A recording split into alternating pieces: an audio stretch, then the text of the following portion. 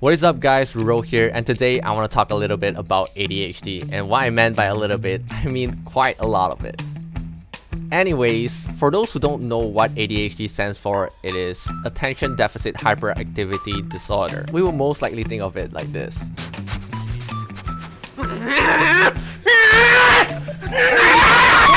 I know it's a little bit dramatic and it is not entirely wrong, but it's understandable because given the fact that these are the common impressions we get from the internet, or especially children's. But of course, there's more to it. Because the brain is the most complex organ in our body and we know scarily little about it, therefore the precise cause of ADHD isn't all that well researched or known to this date. Although genes are thought to play a large factor in this case, there are also other possibilities that contribute to this factor. It can be nutrition, brain injuries, environments, or cigarettes and alcohol exposure during pregnancy. But before we go any deeper into ADHD, there are 3 points I'm trying to make in this video. First, how ADHD brain works compared to a normal brain. 2, what are the common symptoms of ADHD in adulthood. 3, stay tuned, we'll get there when we get there. Do note that I made this video for the sole purpose of creating awareness, and it's a passion project for me to share a little bit of what I know of ADHD. I am no expert, I'm still learning, therefore not everything I say in this video is always true. Of course, there is a lot more than these 3 points I'm trying to make in this video, which is why I'm going to ask you guys to subscribe to my channel and click the bell notifications, because I'm going to make more videos related to ADHD, something like this, and just comment down below about your thoughts and experience with ADHD or someone who you know have ADHD. Also, if there's something that I missed out or certain information that is incorrect, please do comment and let me know, because we're all actively learning. I'll try to read all of your comments and reply to you all. And without any further ado, let's get right into it. Point number 1, how ADHD brains works compared to a normal brain. Studies have researched whether if there's any structural difference between kids with ADHD and those without. One of the other ways was using the MRI scan. One study examined children with and without ADHD over a 10-year period. They found out there's a brain size difference between the two groups. Those with ADHD had smaller brain size by about 3%, although it is important to point out that intelligence is not affected by brain size. The researchers also reported that the brain development was the same in children with or without ADHD. The study also found in certain areas of the brain were smaller in children with more severe ADHD are the frontal lobes, which is responsible for impulse control or concentration. In order to diagnose a children with ADHD would take about 6 months, and some ADHD specialists will use several different methods like checklists, activities, or MRI scans to fully diagnose a child. But you can more or less spot the signs and symptoms from children, such as unable to focus on one activity, gets bored easily, having difficulty in listening or following instructions, overly fidgetive, inability to sit still, making noise excessively, or overly impulsive by displaying extreme impatience like refusing to wait for their turn, having difficulty controlling their emotions, overly aggressive behavior when playing, lack of caution, easily distracted during mid-conversations, and overly bold.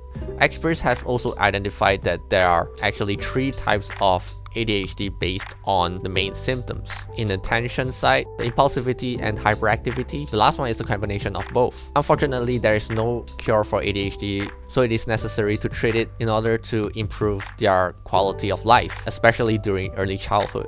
Which brings us to point number 2. Some people with ADHD have fewer symptoms as they age, but some adults continue to have major symptoms like impulsiveness, disorganization and problems with prioritizing, poor time management skills, trouble multitasking, low frustration tolerance, frequent mood swings, trouble coping with stress, unable to work on long repetitions. But all these symptoms begs the question, why do people with ADHD have these problems? The frontal lobe size explains the impulsiveness and the inability to concentrate, but what about the low frustration tolerance or the frequent mood swings? So in order for us to understand, we'll need to talk about dopamine deficiency. I won't get too in detail about it, but for those who don't know what dopamine is, it is a type of chemical or molecule produced from your body which signals to your nervous system, therefore making you feel happy, excited. For example, your body produces dopamine when you watch anime, scroll through Facebook feeds, looking at cute girls or boys, while eating your favorite food. Scientists have observed that the level of dopamine in people with ADHD is lower compared to those without it. It is believed that this difference is caused by the neurons in the brains and the nervous systems of the people with ADHD having higher concentrations of protein called dopamine transporters. This protein is known as DTD, dopamine transporter density. Also do note that just because someone has high levels DTD doesn't necessarily mean that they have ADHD. When you're low on dopamine, you feel bored, you can't focus. If worse, you get depressed. So naturally you start looking for something to stimulate you, which also explains why ADHD people get bored easily, constantly craving for something new to do, and sidetracked easily. Now to point number 3.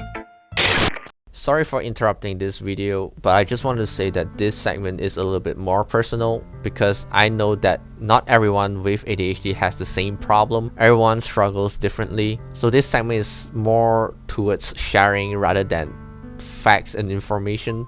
So this is based on my opinion and experience. So yeah, let's get back into it. So I was diagnosed with ADHD in my early childhood, around the time I was probably still in kindergarten or maybe elementary school. I'm not exactly sure. The fact that not many people were aware about ADHD, so people often think of me as the problematic child, the troublemaker.